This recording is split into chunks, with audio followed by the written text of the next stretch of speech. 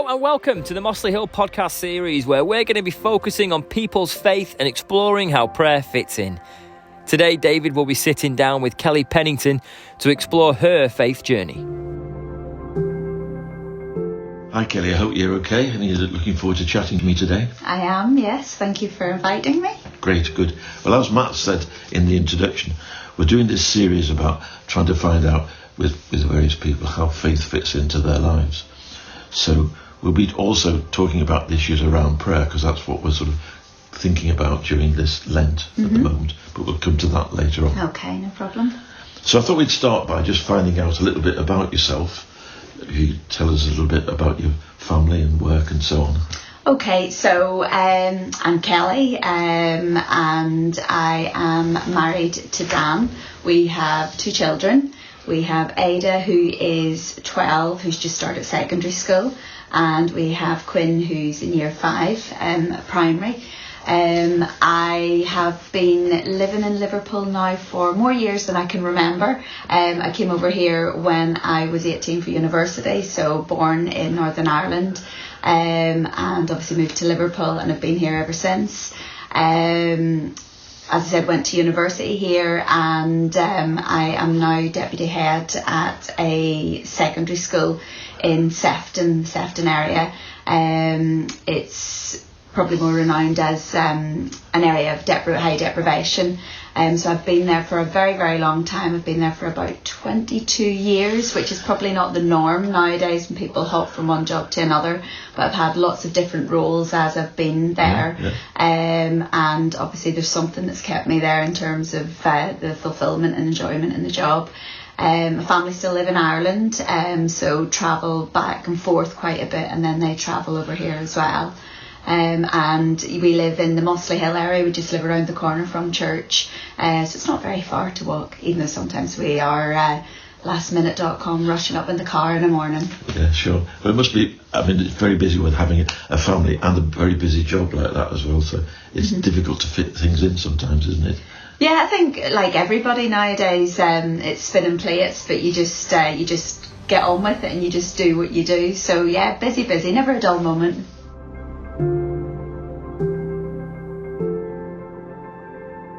David now talks to Kelly about her faith journey.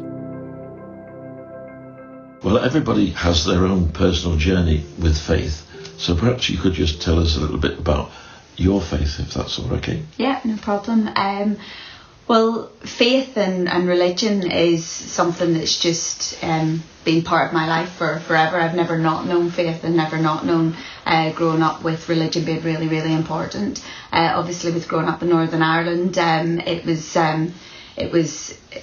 huge, isn't it? I was brought up Catholic, but my mum and dad, my mum was Protestant, my dad was Catholic, so it was mixed religions, but we were brought up as Catholic. So it was mass every Sunday. Obviously within school it was you had your Angelus at 12 o'clock in secondary school where you did your prayers. I went to a convent school myself. I was christened when I was just, days old, and then it was First Holy Communion, it was confirmation, so it was a very traditional going to confession. So it's just part of who I am, and it's something that I can't imagine it not being there. But obviously when I moved to university, because I'd grown up in the town that I'd grown up in, there was the chapel that I went to every Sunday. It was a very close community, but then coming over to a big city, to me Liverpool was huge, and the sense of religion and the sense of faith is faith, but it was still very different, and part of it was quite alien to me, if that makes sense. Because at home it was very much Catholic Protestant, and then coming over in Church of England and High Church, there seemed to be, it was one or the other at home, whereas over here it seemed to be split into lots of different faiths in my mind from my upbringing.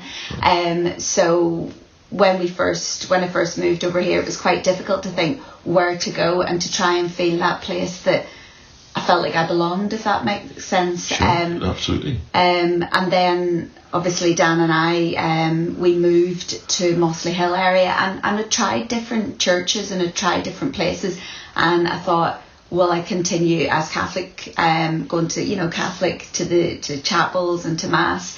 And then when we moved into the area, we thought, well, we'll go and we'll see. And it's that feeling, isn't it? You just know where you belong. If you're comfortable, you find somewhere that's comfortable for you, isn't it? Yeah. So when would that be?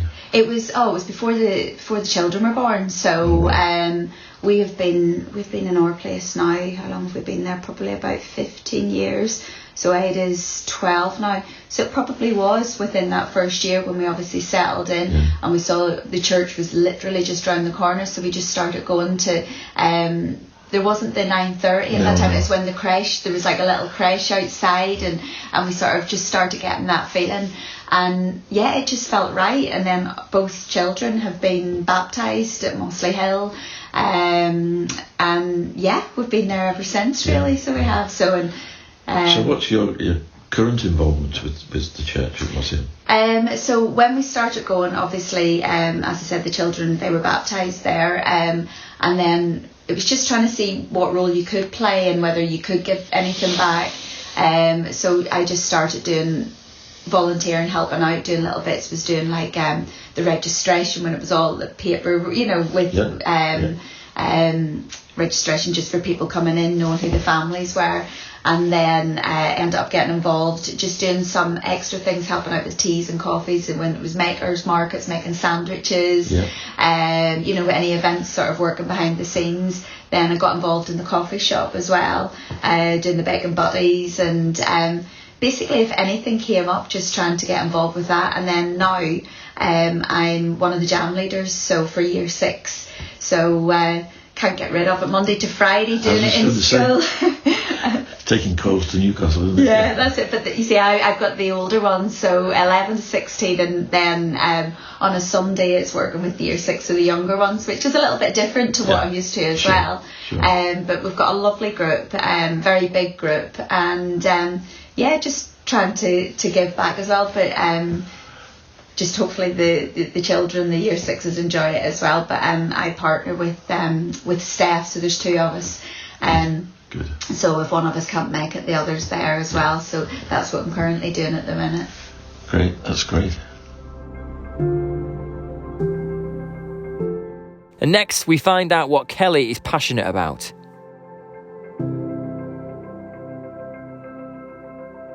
Obviously, school is a very important part of your life, as well as your family and so on, really. But is there something that really floats your boat, something that you're really passionate about?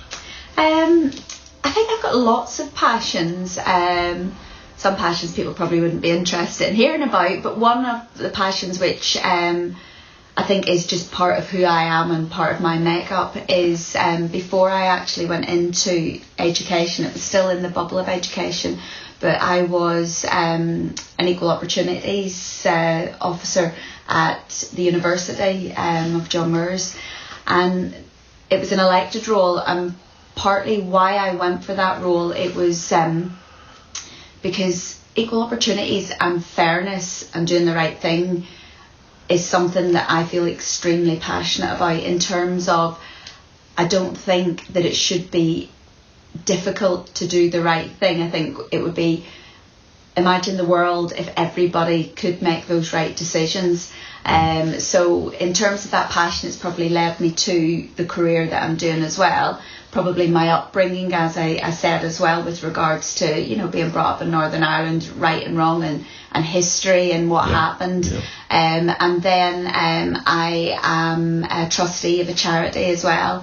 So it's Ariel Trust, and that is a trust that is a charity that basically they make educational resources, but they also do like plays, and it's very much involved with quite hard-hitting topics and themes. It could be anything from radicalisation to online grooming, or areas where you would probably be thinking where some of the most vulnerable people are influenced, and trying to educate and raise awareness that even though people are brought up in different areas, people have got different life opportunities, really, that it shouldn't disadvantage you to be able to have the same opportunities and to not flourish in the same way as anybody who was potentially born with a lot more opportunities and a lot more fortune.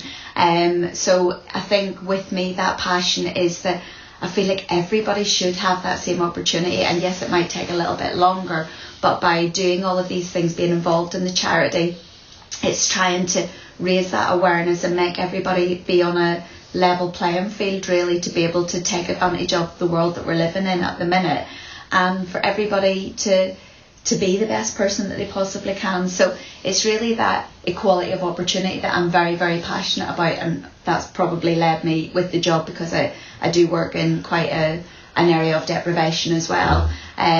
So I just think if everybody could just do that 1% more, that 1% extra of kindness, of the right thing, be it somebody who's homeless on the street, buying them, just buying them a cup of tea, something like that, I think it would be a nicer place to be living in, a nicer world. And I think also what you get back from that as well, I think it obviously fills you with that feeling of doing the right thing as well. Yeah.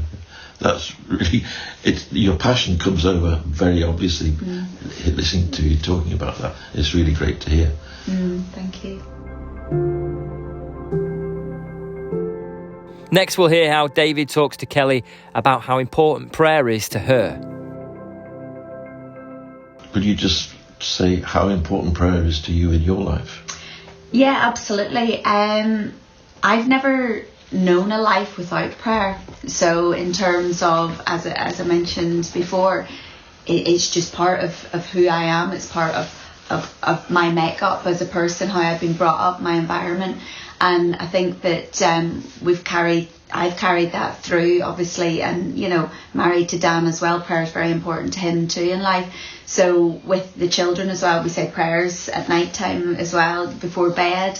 That's obviously, just as myself and the children just before they go to sleep, being thankful for the day, for certain elements of the day, and then obviously, asking for that little bit of looking after you as you're sleeping into the next day.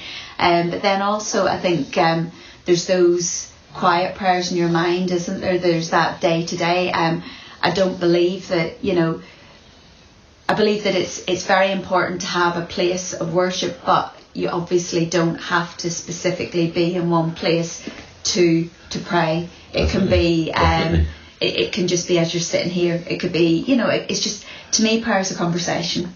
And it's a conversation, be it out loud, be it in my mind, be it as I'm walking along. It could be something that pops in, being thankful, not always asking for something, but obviously asking for things as well, asking for strength.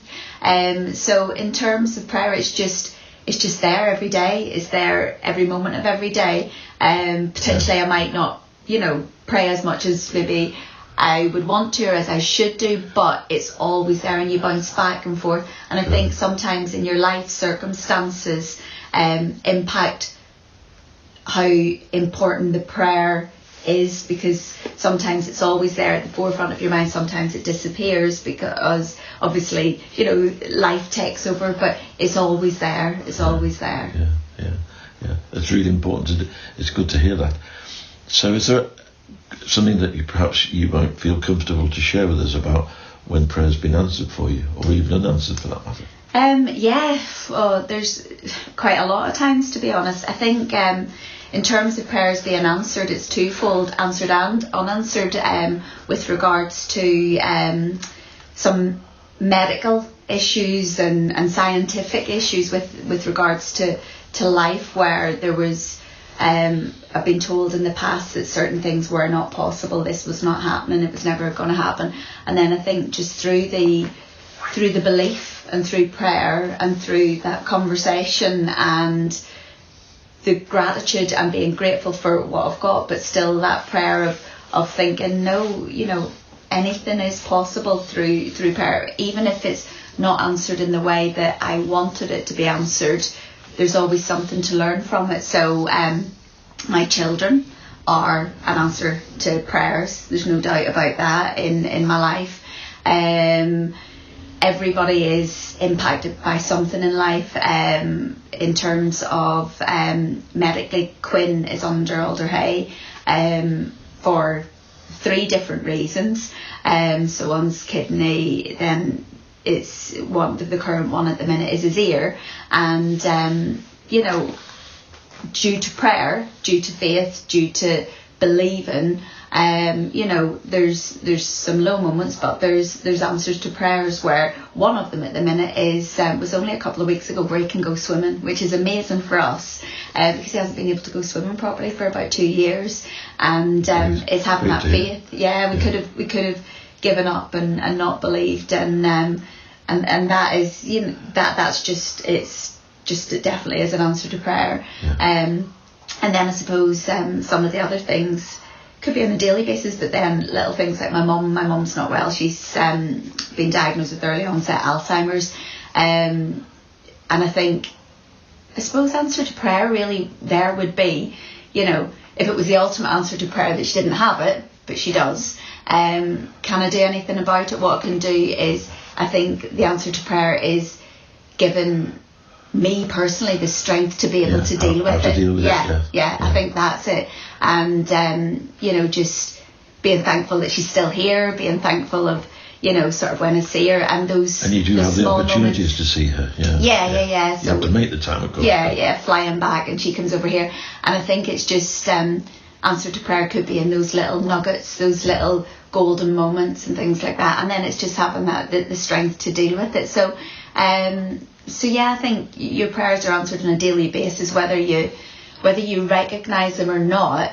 It's hard sometimes, isn't it, to be able to recognise them, but then when you do recognise it, then you think, oh, they have been answered, and it's just a continuous journey. Yeah, it's great.